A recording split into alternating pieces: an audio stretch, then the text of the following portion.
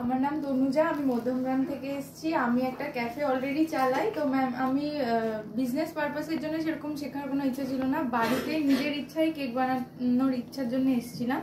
তো আমি মানে যখনই বাড়িতে কেক বানাই, কেকটা তো হয়ে যায় বাট ওপরটা পুড়ে যায়।